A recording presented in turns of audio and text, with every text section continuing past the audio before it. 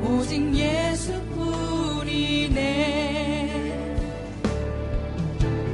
그 신계획 다 볼 수도 없고 작은 돈 아래 지쳐도 주께 묻기 나의 모든 삶 버티고 견디게 하시네. 코로나 사태로 우리가 살아가는 삶의 모든 분야가 변화를 겪고 또 위기를 맞았다고 모두들 입을 모아 말합니다. 교회도 예외가 아니지요. 제도 교회로 또 모이는 교회로 우리가 이전에 알고 있던 모습의 교회의 모습으로 이 사역을 감당하는 데에 큰 변화가 올 것이라고 모두 입을 모으고 있고, 또 교회가 위기를 맞았다는데 아무도 이의를 제기하지 않습니다. 지금 한국과 미국을 비롯한 대부분의 세계 교회들이 코로나로 고통을 겪고 있는 지역이라면 예외 없이 온라인 예배를 드리기 시작했고 상당한 기간을 이어오고 있는데요. 이 온라인 예배라는 것이 예배를 누가 드렸는지 안 드렸는지 알 방법이 없기 때문에 사실 목회자로서는 이분이 지금 어떤 영적 상태에 있는지 참 일일이 파악하기가 대단히 어렵습니다. 예배는 최소한의 영적 건강의 최소한의 참 기준이기 때문에 우리가 예배 출석하는 것을 보고 이 교우들을 위해 참 신방도 하고 기도도 하고 혹은 다른 대처도 하곤 하는데, 이 예배를 드리는지 안 드리는지 사실은 알 길이 없는 것이죠. 온라인으로만 예배를 드리시니 그날 오늘은 좀 늦게 일어났는데 다음 주부터 열심히 드리지 하고 예배를 건너뛰어 버려도 누구 하나 아는 사람도 없고 뭘 아는 사람도 없고, 그러다 보니 믿음이 떨어질 수 있는 상황이 참 어렵지 않게 조성되는 것입니다. 이 외에도 여러 가지 면에서 이 제도 교회가 겪는 위기가 참 피할 수 없는 것이라고 다들 입을 모으고 있습니다. 그러나 모든 일이 그렇듯이 위기는 곧 기회이기도 하지요. 교회사를 보면 제도 교회가 고난을 겪을 때면 역설적으로 그 교회가 오히려 정화되어서 참된 신앙 공동체로 거듭나는 사건들이 왕왕 있었음을 확인할 수 있습니다. 오히려 고난이 교회가 참 긍정적인 방향으로 발전하는 데에 계기가 되기도 했었다는 것입니다. 참 친구는 어려울 때 드러나는 법이라고 하죠. 뿌리 깊은 나무는 태풍을 견디지만 참 뿌리 얕은 나무는 바람을 이기지 못하고 다 쓰러져 버리는 것처럼, 그래서 결국은 뿌리 깊고 튼튼한 나무만 남는 것처럼 참 교회도 이 고난이 오히려 믿음의 정화를 경험하게 해서 참 확고한 믿음의 반석 위에 선 사람들로 하여금 교회를 새롭게 체질을 변화시키고 정화시키고, 그래서 다음 세대를 준비하는 교회로 만드는 기회가 될 수 있다는 것입니다.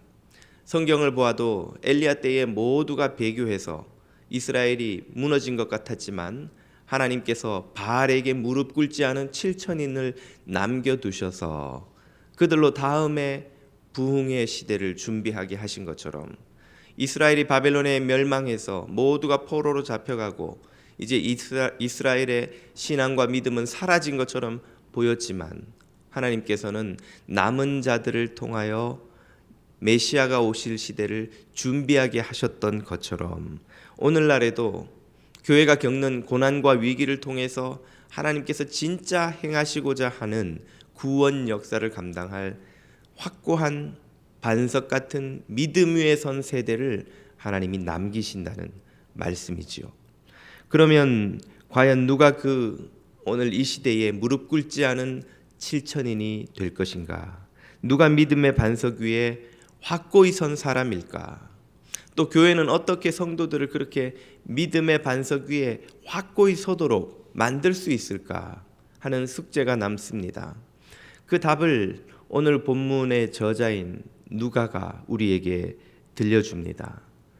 누가복음은 신약 성경의 저자 중 한 사람인 누가가 쓴 편지이지요. 제임스 티소가 그린 사도 누가의 모습을 보고 계십니다. 누가는 우리가 읽고 있는 누가복음과 사도행전 두 글을 써서 신약 성경에 남겼습니다. 이 두 글은 모두 한 사람을 쓰신 자로 합니다. 그가 누구인지 3절이 이렇게 말해주죠. 나도 데오빌로 각하에게 차례대로 써보내는 것이 좋은 줄 알았나니. 누가가 이 누가복음을 데오빌로라는 이에게 쓰고 있구나. 누군지는 정확히 모르지만 로마 제국 하에 고위 관리로 보이는 데오빌로라는 이가 수신자로 등장합니다.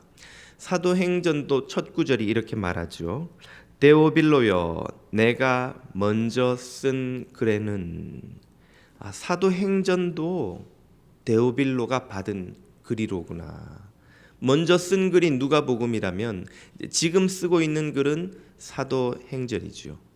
이렇게 누가가 데오빌로에게 누가복음이라는 짧지 않은 이 긴 복음서를, 또 사도행전이라는 이 긴 역사서를, 두 긴 편지를 써서 보내고 있습니다.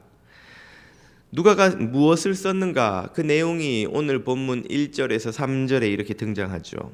1절, 우리 중에 이루어진 사실에 대하여. 그것은 예수님의 생애와 가르침에 대한 기록이지요. 2절, 처음부터 말씀의 목격자 되고 일꾼된 자들. 그들은 바로 예수님과 함께 동행했던 12 사도들을 말합니다. 그 사도들이 전하여 준 그대로 내력을 저술하려고 붓을 든 사람들이 많은지라. 이들은 신약 성경의 기록자들이죠. 이 누가를 포함한 마태, 마가, 요한, 또 바울의 서신서들, 바울과 또 다른 서신서들의 저자들, 그들이 이 예수님의 생애와 가르침에 대해서 사도들로부터 전해 듣고 그것을 기록했다는 것입니다.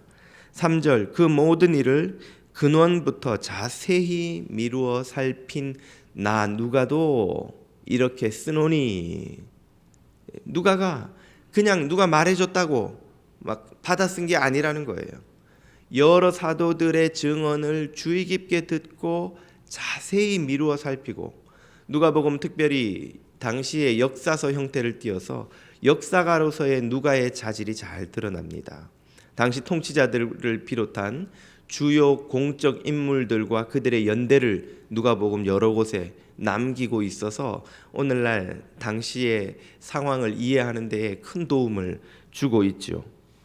요약하자면 누가복음은 예수님의 생애와 가르침을 사도들이 증언한 바를 누가가 정리한 것이요, 사도행전은 예수님의 부활 이후 승천, 그리고 성령 강림과 교회 시대로 이어지는 성령의 역사와 교회의 사역을 정리한 것이라고 할 수 있습니다. 이렇게 누가가 누가복음과 사도행전에서 예수님의 탄생부터 교회의 탄생과 복음 선교 전파의 이 역사까지를 자세히 미루어서 세세하게 기록하여 이 데오빌로에게 보낸 이유가 무엇일까요? 이것이 오늘 우리가 주목해야 할 이 본문의 키 포인트라고 할 수 있습니다. 4절에 그 답이 이렇게 나오죠. 이는 데오빌로 각하로 하여금 그 배운 바의 확실함을 알게 하려 함이로다. 여기서 우리가 먼저 확인할 수 있는 것은 데오빌로는 이미 배운 것이 있다는 말이에요. 데오빌로는 그럼 뭘 배웠을까요? 데오빌로가 배운 것은 당시 초대교회 사도들이 전파한 핵심 복음 메시지라고 할 수 있습니다. 이것은 바울이 고린도 교회에 쓴 편지에 이렇게 정리되어 나옵니다. 15장 3절입니다. 내가 앞선 사도들로부터 전해 받은 것을, 괄호 안에 있는 그런 제가 해설을 덧붙인 것입니다. 내가 받은 것을 누구로부터? 나의 앞선 사도 12사도들로부터 전해 받은 것을 먼저 너희에게 전하였노니 이는 성경대로 그리스도께서 우리 죄를 위하여 죽으시고 장사 지낸 바 되었다가 성경대로 다시 살아나사. 여기에 복음의 핵심 메시지가 정리되어 있습니다. 우리 죄를 위하여 예수 그리스도께서 십자가에서 죽으시고 3일 만에 부활하시고 그래서 승천하셔서 다시 오시리라는 이 핵심 명제 증언, 이것이 복음인 거죠. 만약 누가 너희가 믿는 바가 뭐냐라고 묻는다면, 만약 누가 내가 기독교인이 되기 위해 믿어야 할 바가 뭡니까? 라고 묻는다면 우리가 단 10초 만에 답해 줄 수 있는 복음의 핵심이 바로 이것입니다. 예수 그리스도의 생애와 죽으심과 부활과 승천과 재림, 바로 예수 그리스도의 이 생애와 사역이 복음의 핵심이었던 것이죠. 이것을 데오빌로는 이미 받았습니다. 베드로와 바울과 당시 모든 사도들이 이것을 전파하며 전도했고, 이것을 받아들인 사람에게 세례를 주고 그들을 교회로 받아들여 기독교인이 되게 만들었던 것이죠. 자, 복음을 들었고 복음을 믿었고 그래서 기독교인이 되었습니다. 그러면 다 된 것 아닌가요? 이제 열심히 예배만 드리고 신앙생활 잘하면 되는 것 아니냐는 것입니다. 데오빌로도 그렇게 이미 배운 것이 있고 기독교인이 되었음에 틀림없기 때문에 누가가 쓴 이 편지를 지금 받고 있는 것이죠. 그런데 누가는 그것으로 충분치 않다고 말하는 것입니다. 복음을 들었고 믿었는데 그걸로 끝이 아니라는 거예요. 도대체 뭐가 더 필요합니까? 다시 한번 4절을 보십시오. 이는 각하로 그 배운 바에 각하께서 배우셨지만, 각하께서 알고 계시지만, 그것을 믿어 기독교인이 되셨지만 그것이 확실하다는 것을, 그 배운 복음이 진리이며 그 배운 복음이 역사적인 사건이며 그 배운 복음이 그 누구도 부정할 수 없는 하나님의 구원 역사임을 확실히 알게 하려 이 편지를 쓰고 있습니다 라는 것이죠. 복음이 얼마나 확실한 것인지, 부정할 수 없는 진리이며 역사이며 사건이며 하나님의 구원의 손길인지를 이렇게 자세히 누가복음을 통해서, 사도행전을 통해서 누가는 설명함으로써 데오빌로로 하여금 그가 배운 그 짧은 명제 안에 있는 깊은 복음의 진리됨을, 역사성을 데오빌로로 하여금 확인시키려 했던 것입니다. 이것이 바로 누가가 데오빌로에게 하려 했던 것이요, 당시 모든 사도들이 교회에 하려 했던 것이요, 더 거슬러 올라가 예수 그리스도께서 12 제자에게 하시려 하신 것입니다. 왜 배운 바로 만족치 못하고 그것을 확실함을 알아야 했던 것일까요? 어렴풋이 아는 것으로는 죄를 이기고 거룩한 삶을 살며 사명을 감당하는 제자의 길을 갈 수 없기 때문에 그런 것입니다. 비유하자면 이런 것이죠. 저는 자동차 운행 원리에 대해서 잘 알고 있습니다. 내연기관에서 가솔린을 연소시켜서 그 힘으로 피스톤을 움직이고 그 피스톤의 힘이 구동축으로 전달되어서 바퀴를 굴리고, 그래서 자동차가 엄청나게 빠른 속도로 앞으로 달릴 수 있게 하는 것이죠. 제가 이해한 이 자동차 운행 원리가 틀린 부분이 있습니까? 다 맞는 말이죠. 하지만 그 누구도 자동차 수리를 저한테 맡기지 않습니다. 왜입니까? 그 원리를 아는 것과 자동차를 수리할 수 있는 것은 완전히 별개의 문제이기 때문이죠. 자동차 수리는 자동차의 모든 부품의 기능과 관계와 위치와 작동하는 원리를 다 이해하고 있는 전문 엔지니어라야만 알 수 있는 거예요. 그 전문 엔지니어가 아는 것을 저는 알지 못합니다. 자동차의 구동 원리를 다 알고 있지만 자동차를 고칠 수 없는 거예요. 이와 같은 것입니다. 복음에 대해서 예수님이 죽으시고 부활하심을 우리가 말할 수 있고 들을 수 있고 믿을 수 있지만 그것만으로 우리가 죄와 악과 싸울 수 있는 힘과 지혜를 얻지 못하는 거예요. 그것만으로 우리가 거룩한 삶을 살 수 있는 능력을, 그것만으로 우리가 감당해야 할 사명이 무엇인지, 그 사명을 어떻게 감당해야 하는지, 어떻게 하나님 나라를 세워가야 하는지 알 수 없다는 것입니다. 이렇게 복음의 세세한 원리와 깊이와 그 역사하는 방식을 세세하게 알게 만드는 것, 이것을 무엇이라 부릅니까? 이것이 바로 양육입니다. 양육. 오늘 우리가 흔히 양육한다라고 할 때에 그 양육이 바로 지금 누가가 하고 있는 거예요. 아시다시피 양육의 원뜻은 어린 아기를 성인이 되도록 기르는 것이죠. 갓난아기는 모유를 먹고 엄마 품에 안겨 있고 분명히 그 안에 생명은 있지만 그 생명을 스스로 지켜내지 못합니다. 그 갓난아기는 부모의 돌봄이 없으면 며칠을 견디지 못하고 그만 세상을 떠나고 말 것이에요. 어떤 부모가 이 사랑스러운 아기가 10년, 20년, 30년이 가도록 언제까지나 이 모양 이대로 모유를 먹으며 내 품에 안겨서 내가 기저귀를 갈아주는 이런 상태로 머물러 있기를 원한다고 말할 부모가 있을까요? 그렇게 된다면 그것은 정상적인 것이 아니죠. 건강한 것이 아니죠. 키가 커야 되는데 팔다리가 길어지고 근육이 붙고 그래서 스스로 일어설 수 있는 힘이 생겨야 정상적으로 그 아이가 성인이 된 것이라 할 수 있죠. 우리가 복음을 들어 아는 것은 비유하자면 영적인 아기로 갓 태어난 것과 같습니다. 우리 안에 분명히 생명이 시작되었지만 그 상태로는 스스로 설 수 없는 갓난아기인 거예요.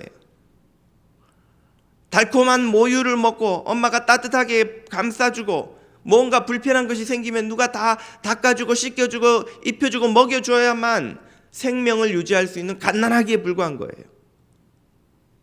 그 갓난아기는 마땅히 자라나서 스스로의 팔다리의 힘으로 일어서서 사리를 분별하고 죄와 악과 싸워 이기고 거룩한 삶을 살며 더 나아가 하나님 나라를 세워가는 사명을 감당하는 일꾼으로 자라가야 마땅한 것이죠.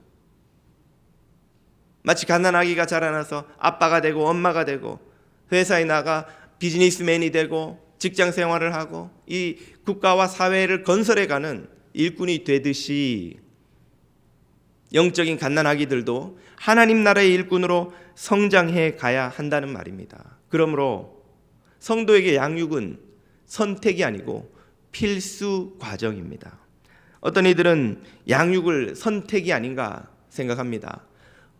예수 믿는데 좀 열심히 있으면 양육을 받는 것이고 열심히 없으면 그냥 나처럼 사는 거지 뭐. 양육은 조금 더 믿음이 좋은 사람들이 더 성장하기 위해서 받는 옵션이 아닌가. 받으면 좋지만 안 받는다고 큰 문제 있는가. 밥 먹고 잘 사는데 교회 다니면 잘 사는데 그러고도 10년, 20년, 30년 신앙생활 잘 했는데 라고 생각하며 양육이 우리 그리스도인에게 얼마나 중요한 것인지를 이해하지 못하는 경우가 많습니다. 그러나 히브리서가 하는 권면을 들어보십시오. 5장 12절입니다. 믿은 지 때가 오래되었으므로, 이 말은 너희가 예수 믿은 지 10년, 20년, 30년이 됐다는 거예요. 너희가 마땅히 다른 신자들을 양육하는 선생이 되었을 터인데 선생이 되어도 진작 되었어야 하는데 너희가 다시 하나님의 말씀의 초보에 대하여 말씀의 기초도 복음의 기초도 아직도 제대로 이해하지 못하여 누구에게서 가르침을 받아야 할 처지이니 10년, 20년, 30년이 되었는데도 전도하러 나아가서 그 누구를 만나서 왜 제가 교회 가야 합니까? 당신은 뭘 믿나요? 날들은 뭘 믿으라는 것입니까? 예수 잘 믿으라는 거예요. 예수 잘 믿는 게 뭔데요? 그냥 교회 오세요. 저처럼 헌금하세요. 시간이 되면 봉사도 좀 하세요. 그게 예수 믿는 거 단가요? 저는 사찰에 가서도 그렇게 할 수 있고 무슬림 사원에 가서도 할 수 있고 딴 데 가서도 자원봉사하고 열심히 잘 살 수 있는데 굳이 교회 가서 그렇게 해야 하는 이유가 뭡니까? 한인들이 대부분 교회에 있어요. 교회 오면 친구도 만나고 잘하면 비즈니스에도 도움이 되고 외롭지 않으십니다. 저는 술 마시는 친구들과 얼마든지 그렇게 재밌게 사는데 굳이 그것을 교회가 해야 할 이유가 뭡니까? 글쎄요, 목사님한테 한번 물어보고 올게요. 혹시 우리가 신앙생활을 한 지 10년, 20년, 30년이 되었는데도 그 누군가를 만나서 해줄 수 있는 이야기가 이것이 전부는 아니던가요? 히브리서는 계속 말씀하십니다. 너희가 다시 하나님의 말씀의 초보에 대하여 누군가에게서 가르침을 받아야 할 처지이니 여전히 단단한 음식은 못 먹고 모유나 먹어야 할 갓난아기로 아직도 머물러 있도다. 이는 모유를 먹는 자, 갓난아기이니 어린아이이니 의의 말씀을 경험하지 못한 자요 단단한 음식은 장성한 자의 것이니 그들이 지각을 사용함으로 연단을 받아 선악을 분별하는 자들이니라. 아멘. 하나님의 나라와 의와 사명은 성이 영적 성인, 단단한 음식을 먹을 수 있는 성인의 것이라는 말이죠. 갓난아기는 아직도 그 진리를 이해하고 깨닫고 순종하지 못하는 상태에 있는, 누가 모유를 먹여주지 않으면 금방 배고파서 생명을 지켜낼 수 없는 상태라는 것입니다. 사도 바울은 고린도 교회에 쓴 편지에서 양육의 중요성에 대해서 이렇게 강조하십니다. 고린도전서 14장 19절입니다. 그러나 교회에서 내가 남을 가르치기 위하여, 양육하기 위하여 말이죠, 깨달은 마음으로 5마디 말을 하는 것이, 그 누군가를 잘 가르치고 양육하고 하는 5마디에 불과한 말조차도 1만 마디 방언으로 말하는 것보다 나으니라. 당시 고린도 교회는 신령한 은사를 자랑하는 사람들로 분쟁이 일어났었습니다. 방언이 더 중요하다, 뭐가 더 중요하다, 병 고치는 은사가 더 중요하다. 얼마나 신비하고 초월적인 현상입니까? 그러나 사도 바울은 그런 신비한 현상, 능력보다도 더 그 누군가를 생명의 말씀으로 잘 양육하는 것이 중요하다는 말씀이죠. 20절, 그러므로 형제들아 그 진리의 말씀에 양육을 받아 지혜에는 아이가 되지 말고 악에는 어린아이가 되라. 지혜에는 장성한 사람이 되라. 말씀을 배워 영적으로 성장해 성인이 되어서 엄마 아빠가 하듯이, 회사의 책임자들이 하듯이, 그들은 가정을 지키기 위해, 회사를 지키기 위해, 어린 자녀들을 지키기 위해 기꺼이 희생을 감당하며 수고하며 이른 새벽부터 늦은 저녁까지 열심히 일하고 자녀들을 돌보고 키우고, 엄마는 쉴 틈이 없죠. 아이들 입히고 먹이고 갈아입히고 샤워시키고. 왜 그렇게 합니까? 젊었을 땐 엄마도 예쁘고 날씬하고 예쁜 옷 입고 꾸미고 다니는 거 좋아하고 했었는데 왜 이젠 아줌마가 되어서 아이 돌보느라고 자기는 돌볼 시간도 없는 것인가요? 엄마이기 때문이죠. 엄마이기 때문에. 더 이상 갓난아기도 철부지 아이도 20대 거울 보고 시간 보내는 청년도 아닌, 생명을 책임진, 내가 양육하고 길러내고 성인으로 만들어야 할 어린아이가 있는 엄마가 되었기 때문에 기꺼이 그런 희생을 감당할 수 있는 것입니다. 우리는 말씀의 양육을 통해 그런 영적 성인, 영적 아버지, 영적 어머니로 성장해야 한다고 사도 바울은 막 가르치고 있는 것이죠. 바울의 이 가르침을 고린도 교회는 충실히 쫓았습니다. 그 예를 사도행전 18장에서 이렇게 확인해 볼 수 있죠. 아볼로라는 전도자 이야기가 등장합니다.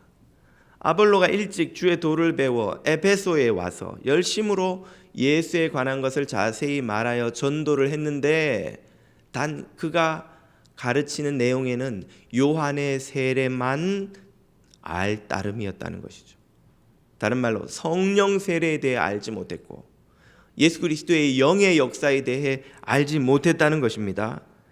26절 그가 회당에서 담대히 말하기를 시작하거늘 그때에 그의 전도를 본 고린도 교회에서 왔던 바울과 더불어 고린도 교회를 설립하는 창립 멤버였던 브리스길라와 아굴라 부부가 그의 전도를 듣고 그를 데려다가 하나님의 도를 더 자세히 풀어 이르더라.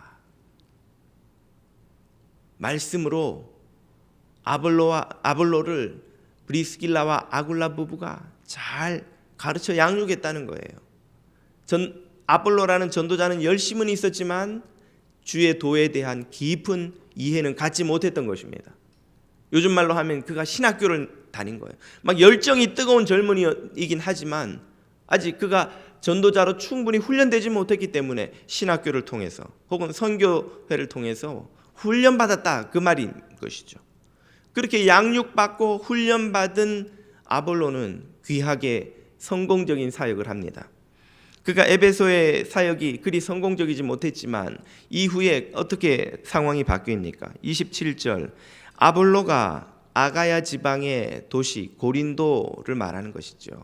고린도로 건너가고자 하니 형제들이 저를 장려하여 제자들에게 편지하여 영접하라 하였더니 저가 가매 은혜로 말미암아 믿은 자에게 많은 유익을 주니 이는 성경으로서 예수는 그리스도라고 증거하여 공중 앞에서 유력하게 유대인의 말을 이김일러라. 에베소에서 사역이 성공적이지 못했던 아볼로는 이 양육을 받은 후에 성경 안에 있는 예수 그리스도를 증언하는 증거들을 자세히 이해하게 되었습니다. 지혜에서 어른이 된 것이죠. 그래서 그가 고린도로 건너가 사역할 때는 그 사역이 대단히 성공적인 열매를 맺는 것이 되었다는 말입니다. 초대교회는 이렇게 양육에 힘을 썼습니다. 이것은 그들이 양육이 필요하다고 이해했다기보다는 예수 그리스도의 명령을 쫓은 것이에요. 예수님께서 12 제자들을 양육하셔서 그들로 하여금 교회를 세우게 하셨고 그 교회에서도 그 양육이 계속되게 하셨고 그것이 2000년 동안 이어내려와 오늘 우리 뉴저지 장로교회도 이 자리에 이렇게 주님을 예배하며 있는 것입니다. 양육된 교회는 제자 공동체가 되어 그 시대를 복음화하는 사명을 감당해 왔습니다. 양육되지 못한 교회는 세상과 구별되지 않는 군중과 무리 상태를 벗어나지 못하고 있다가 늘 그 시대에 짐이 되어 역사의 뒤안길로 사라졌습니다. 뉴저지 장로교회의 미래는 이 중 어느 것이 될까요?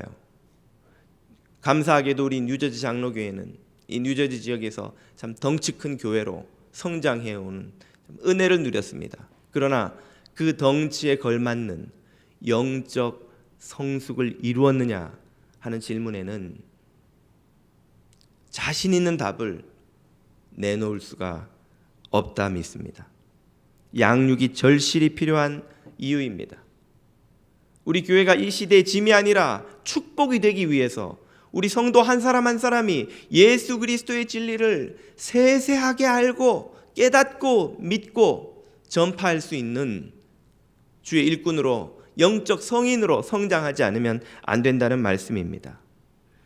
예수님께서 3년이나 제자들을 그렇게 잘 양육해 놓으셨기에 그들은 때가 되었을 때에 교회를 세우는 사도들이 될 수 있었습니다.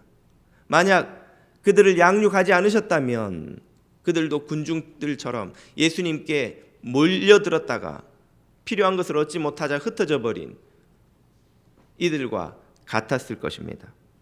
양육이 물론 부담이 되는 것도 사실입니다. 우리 교회에서 하고 있는 양육 과정은 16주의 동반자 과정을 또 마치면 양육자 과정을 하라고 하고 또 마치면 양육자로 다른 이들을 가르치라고 하고 아이고 바쁘고 먹고 살기도 힘든데 애들 돌보기도 힘든데 언제 이 양육받고 훈련받고 합니까?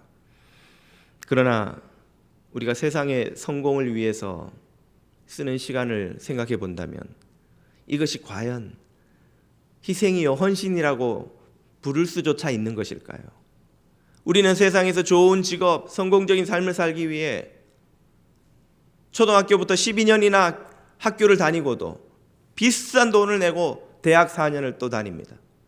그것도 부족해서 대학원에 가고 그것도 부족해서 박사과정을 밟으면서까지 인생의 절반 가까운 시간을 어떻게든 더 공부를 많이 해서 학력을 쌓으려고 노력하죠. 공부가 너무너무 좋아서 그런 사람도 물론 있겠지만 대부분은 더 좋은 커리어, 더 윤택한 삶을 살기 위해 투자하는 것이 아닙니까?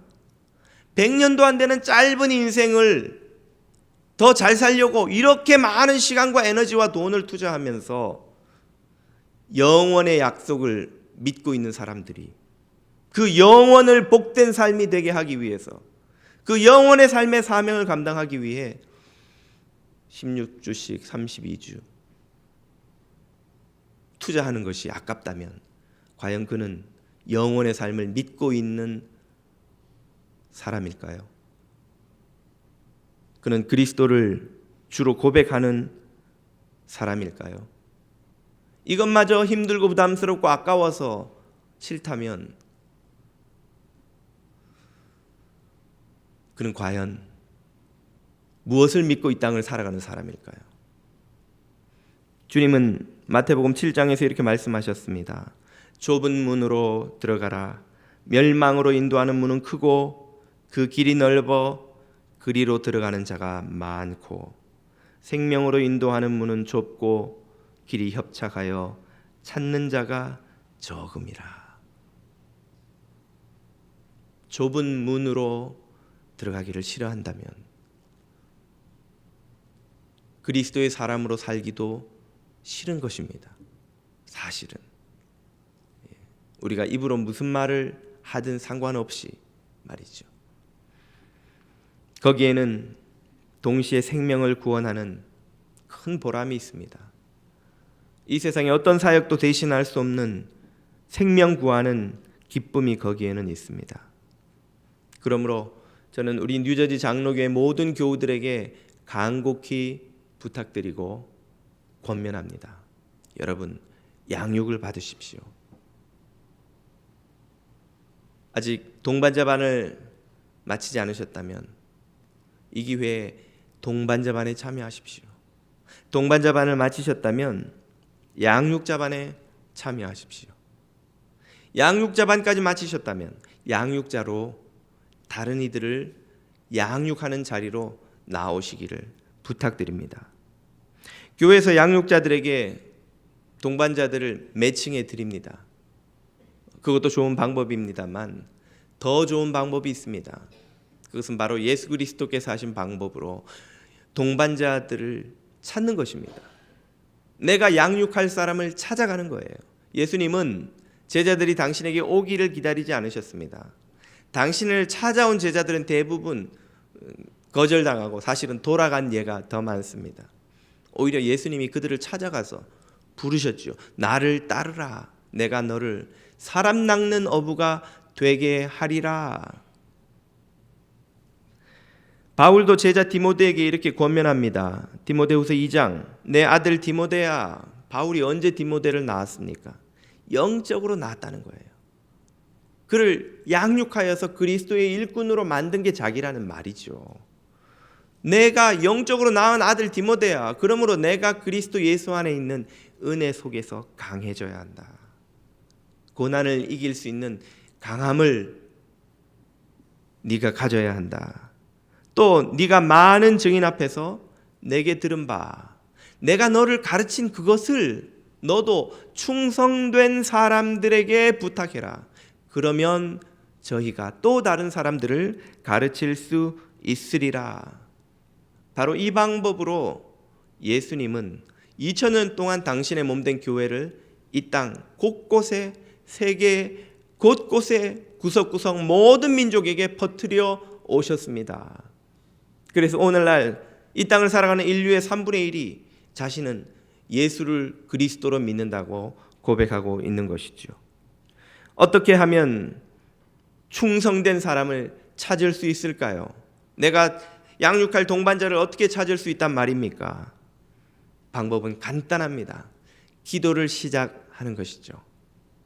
주님, 어떻게 하면 제가 동반자를 만날 수 있겠습니까? 볼 수 있겠습니까? 제 눈을 열어 보여주십시오. 그러면 성령님께서 눈을 열어 보여주시는 은혜를 주십니다. 여러분, 친구들과 같이 쇼핑몰을 걸어가 보십시오. 먹는 걸 좋아하는 사람 눈에는 식당만 보이고, 옷을 좋아하는 사람에게는 옷가게만 보이는 거예요. 구두를 좋아하는 사람은 구두가게만 보입니다. 전자제품을 좋아하는 사람은 애플 매장, 마이크로소프트 매장만 보여요. 그것만 보이고 그게 나타나면 눈이 번뜩 뜨이고 기어이 찾아내지요.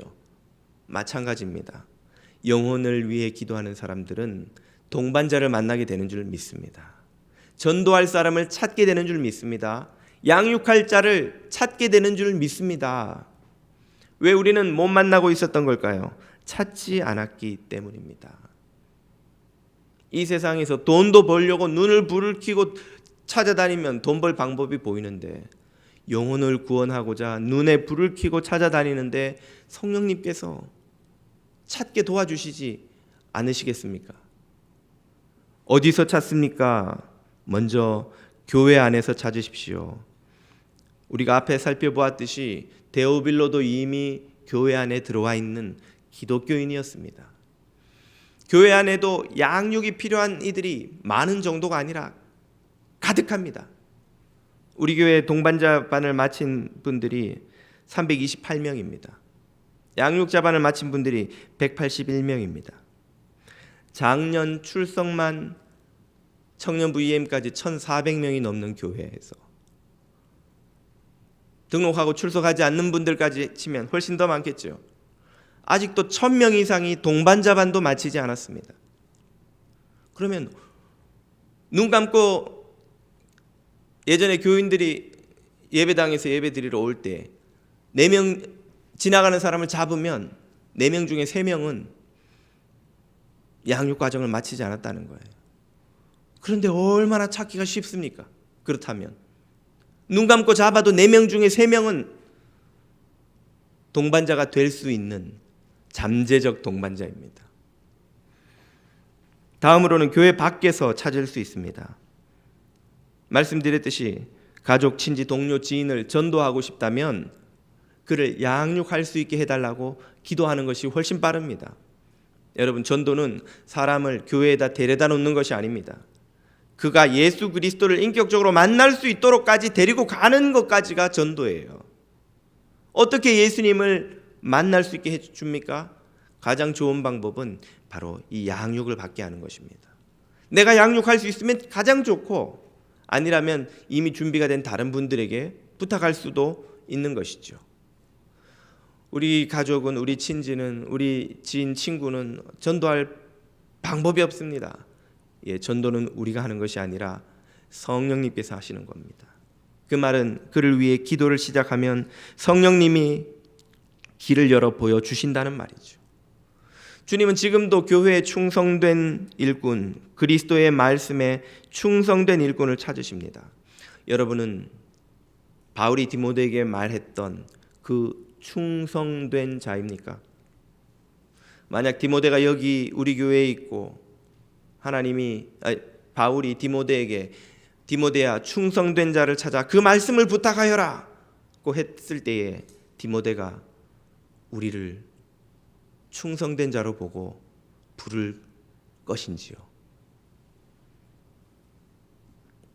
우리 뉴제 장로교의 모든 성도들이 그리스도에게 충성된 제자가 되어 이 세상을 축복하는 축복의 통로, 말씀의 통로가 되시기를 주님 이름으로 축복드립니다. 기도드리겠습니다.